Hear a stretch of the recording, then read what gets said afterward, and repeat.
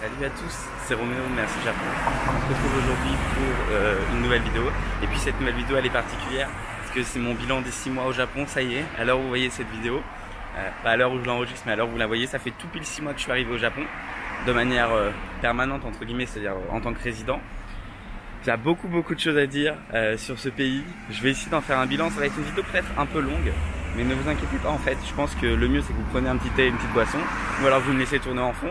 Et je vous emmène avec moi, je me balade dans les rues d'Osaka. Avec ma nouvelle caméra ça bougera pas donc ça donnera pas envie de vomir.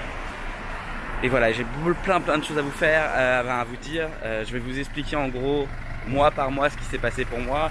Quelles ont été mes aventures. Et voilà, let's go. Je vais essayer de pas trop faire de coupure parce que j'espère, enfin j'ai envie en tout cas que ce soit assez naturel, que je parle sans me limiter, parce que ça m'arrive parfois en fait de me limiter, je vais pas vous mentir, et de couper après au montage quand je dis des choses un peu, pas violentes, mais quand je dis des choses négatives parfois sur le Japon, parce qu'il y a des choses négatives.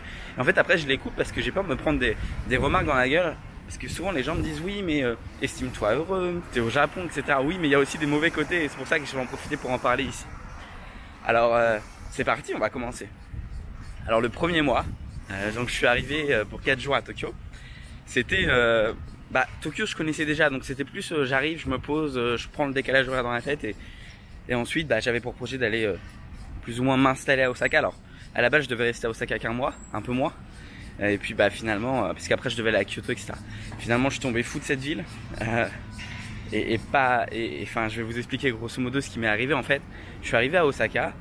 Après mon arrivée, j'ai rencontré quelqu'un, j'ai fini en couple à Osaka, voilà, je le montrerai pas parce que j'estime que c'est ma vie privée et que du coup je souhaitais pas le montrer en vidéo. Là je lâche un peu une bombe parce qu'on me pose la question tout le temps par message privé sur Instagram, même coucou aux gens de ma famille qui regardent cette vidéo qui ne le savaient pas. Voilà, et puis ça s'est très bien passé les 4 premiers mois et demi franchement ici. Et puis finalement on s'est séparés il y a quelques semaines. Donc voilà, donc c'est terminé, mais vous inquiétez pas, tout va très bien pour moi. Et puis du coup les choses ont fait que forcément ma vision de plein de choses ont évolué, ont changé. Et je vous dirai tout à l'heure si justement je compte rester ou pas après, pour le moment en tout cas après ces 6 mois sur le territoire japonais quand mon visa expirera en janvier prochain. Bref voilà, c'est terminé, mais c'était très, enfin voilà, je retiens que les bons moments. Et puis ensuite c'est passé autre chose. Donc je suis resté là un mois, j'ai rencontré plein de gens, c'était fou, j'ai découvert un Japon plus proche, avec des gens, des locaux qui habitaient ici, des gens, enfin voilà, je partageais mon quotidien en fait, vraiment j'avais l'impression petit à petit de m'intégrer dans la société japonaise. Et à ce moment là, le premier mois ça s'est très bien passé, j'ai fait toutes les visites du coin, enfin je vais pas vous mentir, c'était fou. Et puis après il est arrivé donc au bout de 1 mois et demi, 2 mois, Kyoto, donc je suis parti 1 mois à Kyoto. Alors évidemment je revenais très souvent sur Osaka et on me posait souvent la question pourquoi tu reviens tout le temps sur Osaka. Voilà, maintenant vous savez pourquoi je revenais tout le temps sur Osaka 2-3 fois par semaine. Et puis après ça, ça c'est pareil, c'était très cool. Kyoto était une ville que je connaissais pas vraiment. Et en fait j'ai découvert une ville juste trop touristique pour moi. Mais quand je vous dis trop touristique, c'est qu'il y avait des touristes partout. Alors effectivement moi j'avais la chance d'avoir un logement un peu plus loin du centre, et donc c'était des petites rues, il y avait que des locaux, c'était top. Mais dès que tu veux faire une sortie, dès que tu veux faire un truc, franchement moi j'ai trouvé que c'était un enfer. Kyoto c'est une magnifique ville, mais alors pour y vivre non merci, non. D'ailleurs c'est la première fois que j'ai été confronté à du racisme entre guillemets au Japon, puisque j'étais dans le train et quelqu'un est venu me dire en japonais retourne dans ton pays, alors que je ne faisais rien du tout, hein. Mais bon après voilà, ça peut arriver. Si je suis une personne âgée, voilà, je peux comprendre le surmenage, trop de touristes partout tout le temps. Mais ça m'a un peu surpris, surtout au Japon quoi. Après dans le train, une fois qu'elle est descendue, tout le monde s'est excusé, etc. Mais je pense du coup je commence quand même à comprendre le japonais. À ce moment-là j'ai compris ce qu'elle m'a dit. Et donc je lui ai juste répondu je comprends le japonais, et à ce moment-là elle s'est un peu bloquée, elle a eu peur, elle est descendue à l'arrêt d'après.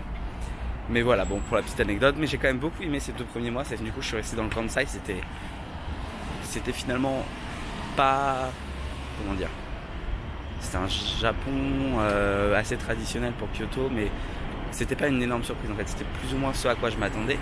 Et puis au bout de 2 mois on se rend compte que finalement les choses changent, que c'est sympa le Japon, mais que c'est pas non plus extraordinaire. Et puis on commence petit à petit à avoir les problèmes du quotidien, à avoir des choses qui vont pas, Moi, il y a plein de choses qui m'ont choqué. Tous les matins ou tous les 2-3 jours quand j'allais dans des combini et que je voyais des personnes japonaises ultra mal parler, mais quand je vous dis ultra mal parler, c'était un manque de respect total, mais vraiment auprès des employés, parce qu'ils travaillent dans un combini, donc combini c'est des petites supérettes qui sont ouvertes 24, 7 jours sur 7, il y en a partout au Japon, ils leur parlaient mais comme de la merde en fait. Après j'ai vu j'ai vu plein de choses qui petit à petit ont commencé à me déranger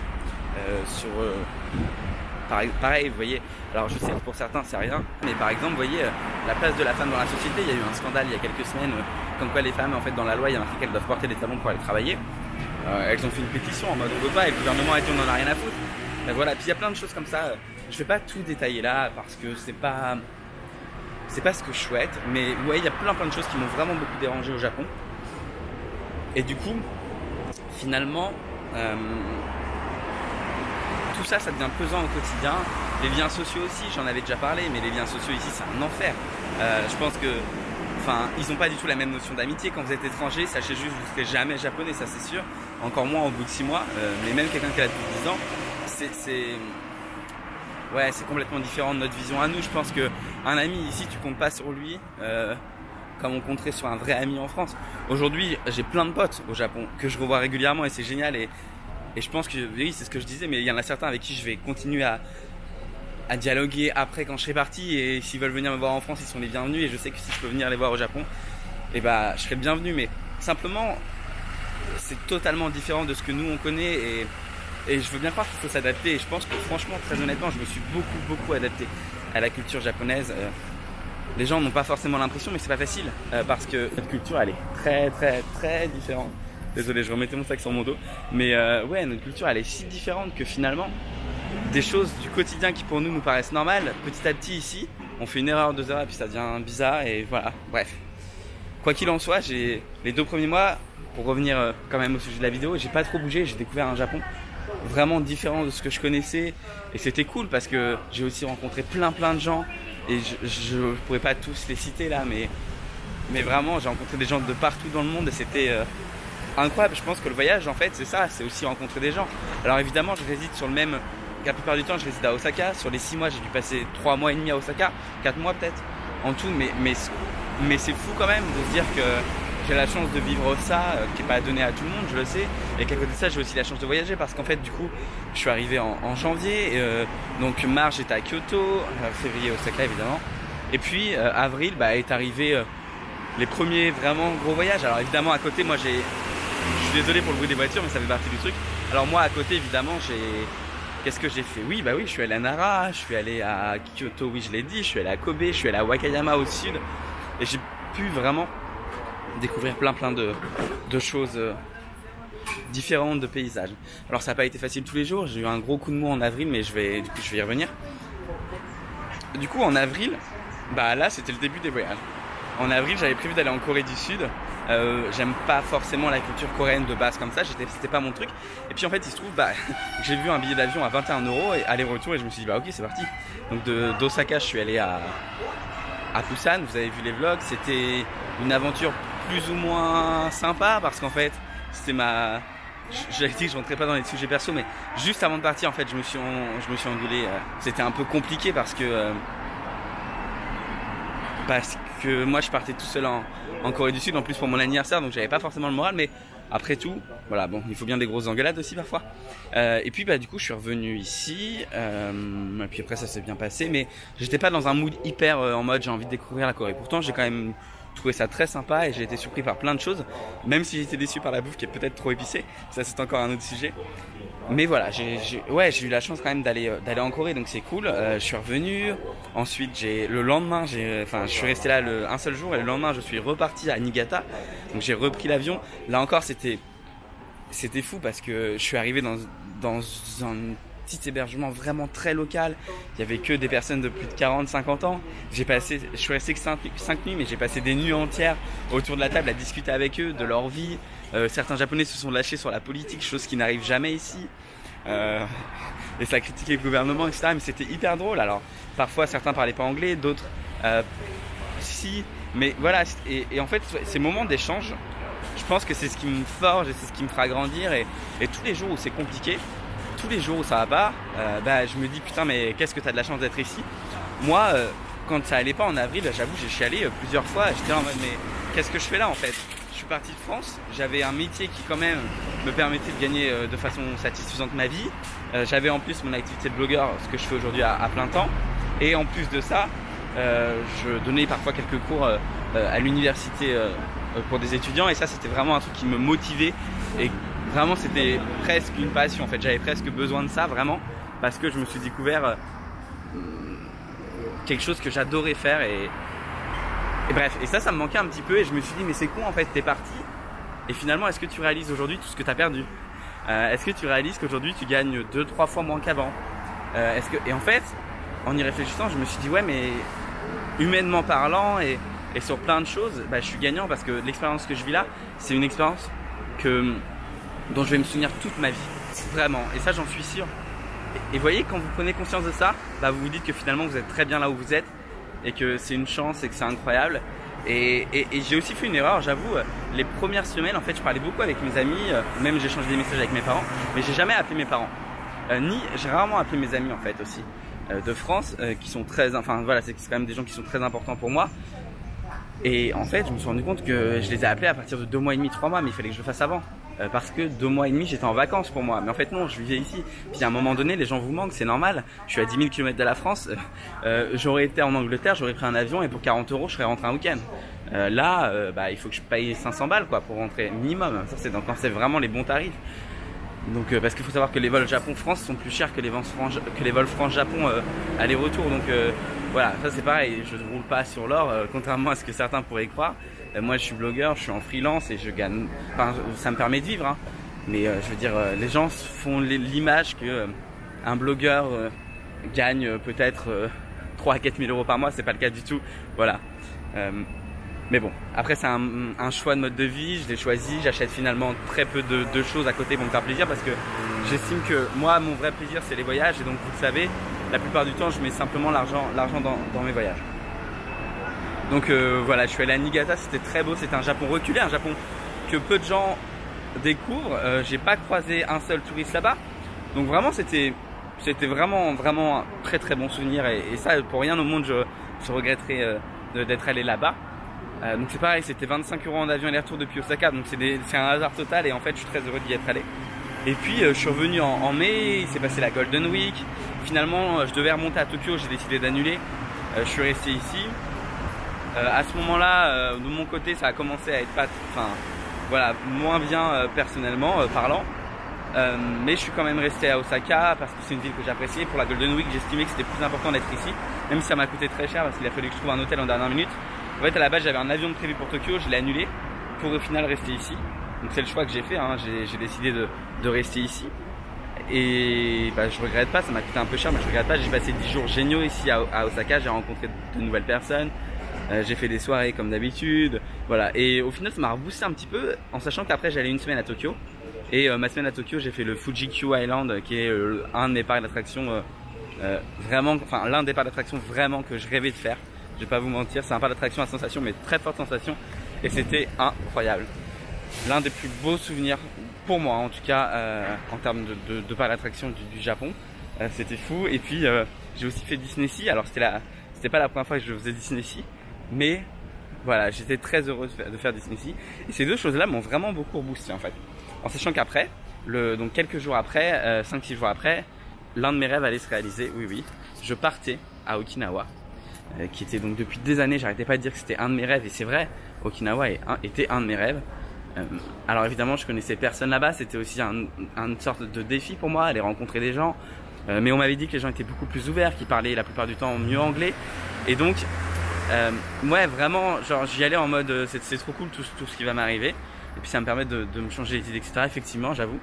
Donc à ce moment-là, moi je me suis séparé, mais j'ai continué vraiment à profiter de mon voyage. Et j'essaye toujours de partager des bons moments sur Instagram, c'est-à-dire que quand ça va pas, etc., j'ai pas à le montrer. Et il se trouve que si un peu par le passé, j'avais parfois pleuré parce que mes amis me manquaient, parce que ma famille me manquait, etc. Parce que je vais pas vous mentir, ça arrive, hein. Quand vous êtes loin de tout le monde, que plein de mauvaises nouvelles s'enchaînent, ça arrive vraiment, je vous assure. Et finalement, c'est pas si facile que ça. Et on a beau dire ouais c'est bon, c'est pas, enfin non, même moi je suis pas quelqu'un qui montre forcément mes sentiments etc auprès de mes proches et tout, mais je vous assure que c'est pas facile. Et puis bah finalement Okinawa ça a été un peu la révélation. C'était un rêve que j'avais depuis des années, c'est un rêve que j'ai réalisé. Et là vous voyez, quand vous voyez de vos propres yeux les images d'internet, l'eau bleue turquoise, le rêve vraiment que vous souhaitiez, vous rencontrez des gens incroyables, parce que j'ai rencontré des gens incroyables avec qui encore aujourd'hui je suis en contact et je parle tous les jours sur Line ou sur Instagram. Et ben je vous assure que ouais, vous repartez, vous êtes reboosté et c'était fou. Samami Island par exemple, pour vous, enfin cette île là, pour moi ça a été la révélation. Je veux dire, la preuve, j'y suis retourné une deuxième fois ensuite, mais ouais non c'était fou. Et ça je pense que tant que tu, enfin vous voyez, je sais pas, en fait je pense que j'avais besoin de trucs comme ça un peu extraordinaires qui me disent waouh, genre t'as la chance d'être ici, regarde le paysage face à toi et dis-toi que ce que tu vis là c'est fou. Et vraiment j'en ai pris conscience avec Okinawa et ça m'a reboosté, mais je suis reparti mais plus motivé que jamais, clairement. Alors après il y a autre chose qui m'a fait un peu peur, je vais pas vous mentir. Je suis allé voir le médecin parce que j'ai perdu, enfin à ce moment là j'avais perdu 15 kilos en 4 mois et demi, 5 mois. Donc là ça m'a fait peur quand même. Et puis le médecin m'a dit il faut que vous fassiez une prise de sang, je pense que c'est mieux. Donc moi je me suis dit ok, bon je vais faire une prise de sang, y a pas de problème. Donc j'ai commencé, donc je suis en revenant à Osaka 1 mois plus tard, j'ai fait ma prise de sang. Rassurez-vous, tout est négatif, donc j'ai pas du tout de problème de carence ou de quoi que ce soit.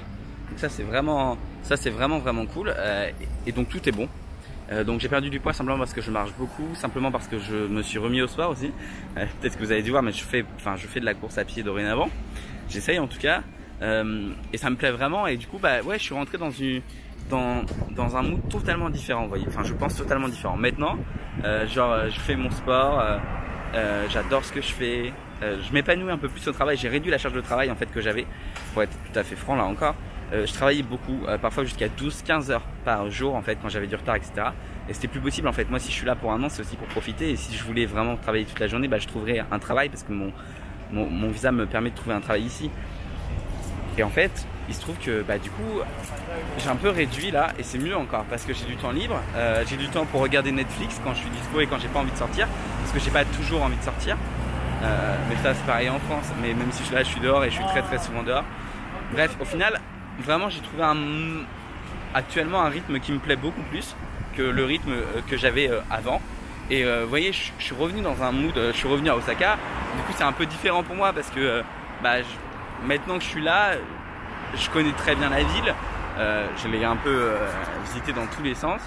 Et en fait il se trouve que je suis vraiment dans un truc où je vais encore rencontrer des gens, etc. Et finalement là en 2 semaines j'ai rencontré plein de gens à Osaka. Peut-être quasiment autant que ce que j'ai rencontré en 2-3 mois en étant ici en permanence. Alors oui, il y a des gens, ça va pas devenir c'est juste des potes avec qui j'ai fait 2-3 soirs, etc. Mais dans l'eau, je sais que il y a certaines personnes avec qui ça se passe très bien, et avec qui je pense qu'il y a moyen qu'on continue à se voir, avec des amis, qu'on aille boire des verres, qu'on discute de plein de choses. Et c'est ça aussi que je voulais, c'était des rencontres peut-être moins superficielles. Alors est-ce que j'ai l'impression, je sais pas si pour le moment je les ai vraiment trouvés ces gens-là, mais en tout cas c'est ce que je souhaite. Et je souhaite aussi prendre un peu de distance, parce que je pense qu'en France, moi quand j'ai quelqu'un que vraiment j'apprécie, que je considère comme un ami, il se trouve que cet ami-là, il est important pour moi, et si je peux l'aider, je ferai plus ou moins tout pour l'aider. C'est un peu, voilà, pas mon objectif, mais c'est un peu ce que je souhaite. Et ici en fait j'ai l'impression que les gens ils s'en foutent un peu de toi. Ils ont fait une soirée, ils se sont pris en photo avec toi, ils se sont mis sur Instagram, c'est bon, j'ai rencontré un étranger, et voilà. Et c'est le cas, je vais pas vous mentir, c'est vraiment ce que je ressens. Donc au final voilà, je suis un peu plus méfiant en fait. Et ça je l'étais pas. Alors, le Japon c'est un pays qui est très sûr, et ça y a pas de problème, et c'est génial. Mais moi aujourd'hui je suis plus méfiant des gens, parce que pour moi, mais j'en ferai une autre vidéo vraiment dédiée à ça, parce qu'on m'a posé plein de questions. Mais pour moi aujourd'hui, je vais pas mentir, la société japonaise c'est une société basée un petit peu sur l'hypocrisie, sur des codes sociaux qui sont pour moi trop vieillots, et qui correspondent pas à ma vision de la vie, et qui sont incompatibles. Et même si j'essaye de m'adapter, je pourrais pas m'adapter sur le long terme. Ça j'en suis persuadé. Ensuite, autre chose, donc là je suis allé à Okinawa, c'était trop cool. Et puis ensuite des amis m'ont rejoint de France. C'est les premiers potes qui me rejoignaient de France. Et là ça a été aussi des vraies vacances, c'est à dire que j'ai beaucoup moins bossé parce que la journée on faisait des visites, etc. Mais là je vous assure que c'était première vraie déconnexion entre guillemets. Alors je bossais quand même le matin, je me levais plus tôt et le soir je bossais un tout petit peu le soir. Mais vraiment c'était cool en fait, parce que j'avais l'impression de vraiment profiter de mon voyage. C'est pour ça que j'ai réduit derrière quand je suis revenu à Osaka le temps de travail en fait que je faisais. Mais pour moi c'était important aussi de peut-être profiter aussi de gens qui viennent me voir et puis de penser à autre chose. Vraiment de me dire bah je sors un peu de mon quotidien de résident et je deviens touriste. Parce que bah au final, je vais pas vous mentir, j'ai quand même pas vraiment une attitude de touriste ici. Je fais juste une ou deux sessions par semaine ou une fois toutes les 2 semaines pour aller prendre des photos pour Instagram, etc. Mais c'est les seules fois où pour moi je me considère comme touriste. Alors je fais quelques visites, mais une fois que les visites sont faites, voilà. Après je me balade dans les rues, je vais dans des bars avec des locaux, je partage des moments avec des gens qui habitent ici. Enfin voilà, finalement je suis pas dans... Enfin je pense que je découvre le Japon autrement et c'est tant mieux et j'en suis très content. Et puis il se trouve que du coup là maintenant, ça c'était pour les 5e mois. Là du coup on est au 6e mois. Et il se trouve que pour ce 6e mois, finalement, j'ai comme l'impression d'avoir passé une étape, genre comme l'impression d'avoir grandi en fait.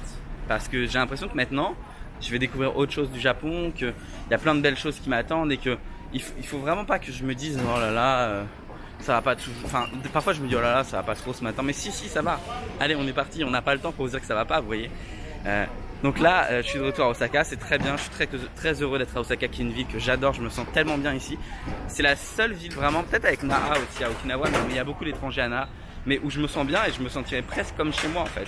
Et ça c'est la seule ville où j'ai ce sentiment là, et ce sentiment là, il est hyper important je pense, surtout quand on vit au Japon, c'est-à-dire que maintenant les gens de mon quartier, les petits commerçants etc, ils me connaissent. Il y a un petit papy au bout de ma rue, bah, il est là toute la journée et quand je vais le voir, bah, je lui dis bonjour tous les matins et on échange quelques mots et ça c'est aussi important, vous voyez. Moi je pense en tout cas, je suis quelqu'un qui est très attaché aux liens sociaux et à l'attention qu'on porte aux autres et du coup forcément ça pour moi c'est très important. Et je vais peut-être me prendre une boisson. Attendez, qu'est-ce que je vais prendre? Voilà, vous êtes...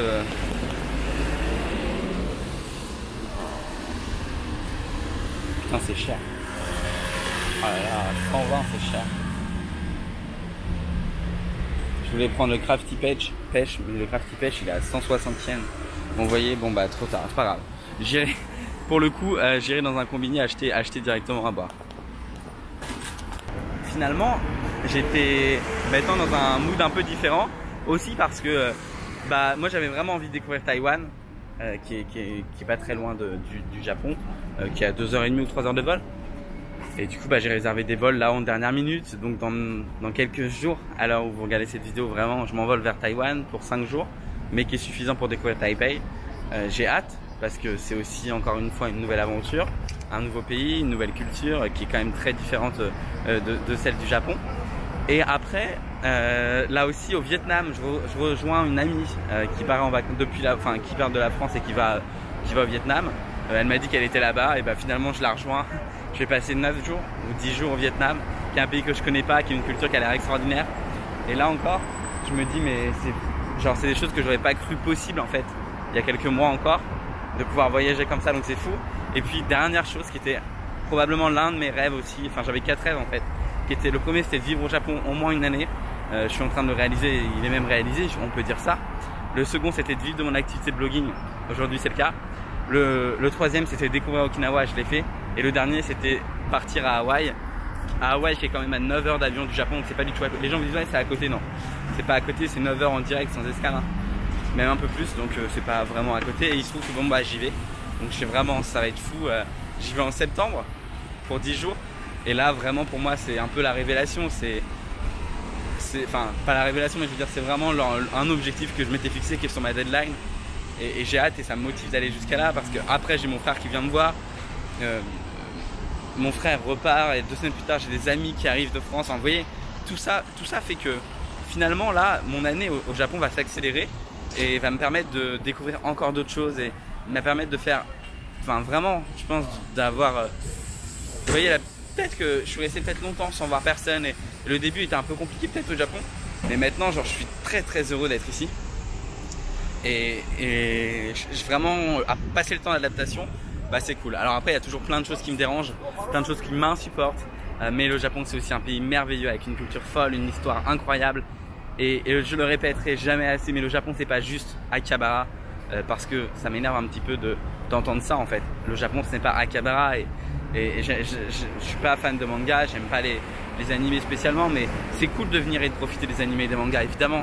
Si c'est votre passion, faites-le et je vous encourage à le faire, mais ne faites pas que ça, parce que le Japon est un pays tellement riche sur plein de choses culinairement parlant, sur les musées, sur l'histoire, sur juste le contact avec les locaux. Même si vous parlez pas japonais, je vous assure que ça sera plus compliqué, mais allez dans des petits bars, etc. et essayez de rencontrer des gens, parce que en fait, pour moi, le voyage, on s'enrichit, non pas avec de l'argent, comme certains peuvent le penser, mais on s'enrichit avec les autres. Et je vais sortir d'ici, je serai beaucoup plus ouvert d'esprit, je serai dans une autre pensée, en fait. Je pense, je vais pas vous mentir, je pense que je penserai très différemment aujourd'hui de ce que je pouvais penser par le passé. Donc voilà, en gros, ce petit bilan des 6 mois, il y a eu des hauts, il y a eu des bas, mais il y a eu beaucoup de hauts, parce que pour 10 bas cette année où j'aurais vraiment pas été bien, et bah au final je retiendrai une chose, c'est qu'il y a quand même eu, je sais pas, 600, 700, 800 moments où je me suis dit putain, c'est incroyable ce que tu fais là, et continue de suivre tes rêves, parce qu'il n'y a rien de plus beau que ça. Les gens devraient peut-être parfois aussi se rendre compte que la réalité, bah que sur les réseaux sociaux on montre que ce qu'on a envie de vous montrer, et que la réalité est différente. On me dit ouais, ça a l'air trop bien quand on me suit sur Instagram. Évidemment je vais pas vous montrer quand ça va pas, mais c'est incroyable le Japon, et évidemment je vais vous montrer vraiment ce que j'aime, parce que s'il n'y a aucun intérêt à ce que moi personnellement je vous montre des choses moins bien. Alors maintenant je vais essayer de vous le montrer peut-être dans les vidéos ou quoi, parce que j'ai vraiment envie de le faire en fait, de vous le montrer, parce que je me rends compte que peut-être que c'est ça aussi qu'il faut pour certains jeunes un petit peu qui se rendent compte que tout n'est pas facile et qu'on peut pas tout avoir en claquant des doigts dans la vie.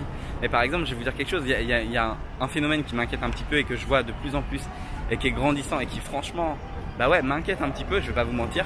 C'est que de plus en plus de gens m'envoient des messages, ah j'aimerais trop aller au Japon pour trouver une petite amie japonaise. Ou alors il y a certaines filles aussi, enfin, ils me disent, ah, j'aimerais trop aller en Corée pour trouver un petit ami coréen. Mais en fait ça se passe pas comme ça, vous rencontrez quelqu'un, vous ne choisissez pas. Et c'est pas en venant ici que vous allez rencontrer forcément quelqu'un d'origine. Enfin, je veux dire, pour moi c'est une façon de penser qui est un peu restreinte et un peu finalement pas un peu compliquée, et qui est pas fiable sur le long terme. Enfin, je veux dire, on peut pas se permettre de se dire ah bah je vais être avec quelqu'un juste parce que je vais être avec quelqu'un. Évidemment que non. Enfin, quelqu'un de type d'origine japonaise ou d'origine coréenne, ça marche pas comme ça. Et si ça marchait comme ça, ça se saurait. Donc voilà. Juste respecter mon choix de ne pas parler de ma vie privée. C'est aussi pour ça que je ne montre pas mes amis japonais. Quand je les montre, c'est parce qu'il y a c'est eux qui me disent bon bah tu peux me mentionner, etc. Mais une fois j'avais mentionné 2 amis japonais, vous avez peut-être vu, j'ai été obligé de supprimer juste derrière les snaps pour la simple et bonne raison en fait, enfin la story pardon, pour la simple et bonne raison que je les avais tagués et certains d'entre vous sont allés les suivre et sont allés leur poser des questions hyper intimes, hyper indiscrètes par message privé qui étaient un peu irrespectueuses sur Instagram. Et ça m'a vraiment dérangé pour eux. Donc finalement j'avais enlevé le truc. C'est pour ça aussi qu'aujourd'hui je veux plus trop les montrer entre guillemets. Mais vous inquiétez pas, évidemment que je voyage pas, enfin que je suis pas tout seul tout le temps. Et je suis quelqu'un qui est très sociable et ça c'est vraiment cool. Puis c'est pareil, à chaque fois on me dit ouais mais qui te prend en photo? Bah s'il y a des gens qui me prennent en photo, c'est bien que je ne suis pas tout seul. Donc voilà, c'était tout. Ces 6 mois étaient incroyables, j'ai vécu des choses folles. Émotionnellement parlant, c'était fou aussi. J'ai tellement appris sur moi, j'ai tellement appris sur les autres. Être dans une culture comme ça vous forge parce que tout est si différent. Et aujourd'hui, je voulais juste vous dire de croire en vos rêves vraiment, parce que il y a 2 ans, et bah c'était impossible. On m'a parfois découragé, on m'a parfois dit ne viens pas. Tu verras, ce sera très difficile. Dans 3 mois, tu rentres en France. Ça, je l'ai entendu. Aujourd'hui, ça fait 6 mois, je rentre pas en France. Il va m'arriver des choses folles. Taïwan, Vietnam, Hawaï. Continuer à découvrir des choses folles. J'espère en fin d'année pouvoir aller à Sapporo, au nord du Japon. Enfin bref, tout ça, c'est des choses que vraiment je veux faire et j'espère sincèrement que vous pourrez tous vivre ça en fait dans votre vie. Alors la question après maintenant, c'est est-ce que là dans l'immédiat j'ai envie de rester au Japon? Je vais pas vous mentir, dans l'immédiat évidemment, j'ai pas envie de rester au Japon. c'est un pays merveilleux pour le tourisme, mais c'est pas un pays pour y vivre et sur le long terme, je m'y vois pas. Si je reste au Japon, il y a deux choses qui peuvent me faire rester au Japon. C'est une opportunité professionnelle. J'ai déjà reçu quelques propositions, je ne vais pas vous le cacher aussi, que j'ai toutes déclinées pour l'heure. Parce que j'ai peur d'être dans une boîte japonaise, j'ai peur de perdre un petit peu cette liberté qui finalement est quand même une liberté incroyable. Et cette liberté que j'ai aujourd'hui, elle m'offre tellement de choses. Et en fait, c'est cette liberté-là que je suis venu chercher et c'est celle-là que j'ai pas envie de perdre à l'heure d'aujourd'hui. Et donc non, dans l'immédiat, pour moi, mon objectif en janvier prochain, c'est de rentrer en France. Je vais pas vous le cacher. Alors, c'est pareil, là, je sais pas hein, ce qui sera fait de rencontres. Enfin, on sait pas. Peut-être qu'on me proposera un job qui me fait rêver et je resterai là. Ça, je peux pas vous le dire. Mais pour l'heure, en tout cas, mon premier objectif était de vivre un an. Je pense que si je le fais, ce sera déjà une magnifique expérience. En janvier, j'espère rentrer 1 mois et demi, 2 mois peut-être en France, histoire vraiment de me ressourcer, de repartir de bonne base, sur de bonnes bases, pardon. Et puis derrière, une fois que je serai de retour en France, me poser les bonnes questions, qu'est-ce que j'ai envie de faire, où je veux aller. J'avais éventuellement, j'avais peut-être pour projet de faire un PVT en Australie ou un PVT au Canada. Chose assez folle ici, alors je crois que vous l'avez vu peut-être dans ma vidéo, mais j'ai toujours été très mauvais en anglais. Mais quand je vous dis j'étais très mauvais, c'est-à-dire que j'étais incapable d'avoir une conversation. Alors oui, mon anglais est loin d'être parfait, ça c'est sûr. Parfois j'hésite quand je parle, etc. Mais j'ai tellement progressé en anglais que j'ai envie de continuer à progresser. Et aujourd'hui, je peux avoir une conversation sans problème et je peux discuter avec des gens, etc. Et ça, je vous jure, c'est sans réfléchir à chaque mot, etc. Et ça, c'est vraiment plaisant parce que c'est quelque chose que je connaissais pas spécialement avant et que je découvre. Et donc c'est génial. Et je me dis que parfois, j'aurais dû bosser mon anglais et que quand je faisais le con en cours, j'aurais mieux fait de bosser. Bosser d'ailleurs votre anglais. Après en japonais, on me pose aussi souvent la question, j'ai pas énormément progressé. Je vais pas vous mentir, j'avais commencé à apprendre le japonais et puis après je me suis dit finalement j'ai pas envie de rester ici, je vais pas rester ici, donc il n'y a aucune raison entre guillemets que je continue à apprendre le japonais parce que ça me servira pas à grand chose et j'ai passé 1 an à l'apprendre pour au final le perdre derrière parce que la langue on la perd quand on la pratique pas. Donc voilà, je me suis dit que j'avais plus urgent à faire et donc je préfère profiter de mon temps libre plutôt qu'apprendre le japonais, même si évidemment j'en profite pour continuer à apprendre, pour continuer à connaître quelques mots, etc. parce que ça reste quand même quelque chose qui est génial d'apprendre une langue. Donc aujourd'hui je le comprends un petit peu maintenant, donc ça c'est aussi des choses dont je suis très content. Voilà, je pense avoir fait le tour. Si vous avez des questions, évidemment j'y répondrai dans les commentaires. J'ai essayé d'aborder certaines questions que vous m'avez posées sur Instagram aussi, vous raconter un petit peu voilà, mon parcours ici. Donc professionnellement parlant, non, je ne travaille pas, si je travaille mais je ne travaille pas au Japon, je suis à mon compte. Ça c'est une chance énorme, j'en ai conscience. Et ces 6 premiers mois étaient fous. Évidemment, je vous emmène avec moi pour la suite. Et si jamais je venais à faire d'autres aventures, et je continuerai dans ces aventures-là avec vous. Le Japon est un pays qui m'a tellement offert. C'est aussi un pays quand même où il m'est arrivé plein de choses. Genre, en vrai, perdre 19 kilos, enfin même pas, je me suis pesé hier, j'ai dépassé les 20 kilos, je suis à 20,5 kilos là. Perdre 20,5 kilos en 6 mois, c'est énorme. C'était pas du tout mon objectif. Je pense que ça se voit peut-être un petit peu aujourd'hui sur mon visage ou quoi, mais quand je regarde mes vidéos ou même mes photos de moi il y a 1 an, je me dis putain c'est fou genre ce changement quoi. Et donc tant mieux vraiment. Ça c'est cool, c'est pour ma santé et j'en ai conscience. Voilà, juste merci beaucoup d'avoir regardé cette vidéo, elle était un peu longue mais vraiment j'ai parlé à cœur ouvert, j'espère en tout cas. Juste respecter ma vie privée quand je ne souhaite pas montrer mes amis parce que parfois on m'insulte parce que je veux pas, parce que je mange, il y a quelqu'un en face de moi et je le montre pas. On m'insulte sur Instagram, bah oui mais aujourd'hui ça c'est important. Vous êtes plusieurs milliers sur Instagram à me suivre, plusieurs dizaines de milliers parfois sur mon blog et juste prenez juste conscience que moi aussi j'ai envie d'avoir ma vie privée et que je pense que c'est important d'avoir des choses pour moi et que je veux pas tout montrer. J'essaie de contrôler les choses, voilà. Juste, je tenais vraiment à le répéter parce que ça me semble important et ça me pesait un petit peu ces dernières semaines. Voilà, je vous fais plein de gros bisous, merci pour tout votre soutien. Je vous assure, je reçois des centaines de messages et des centaines chaque mois de gens qui me disent on adore te suivre, tu nous fais voyager avec toi, etc. Merci beaucoup. Certains me disent aussi que mon blog les a aidés. C'est génial, c'était le but, voilà, et je suis très très heureux pour ça. À très bientôt pour une nouvelle vidéo.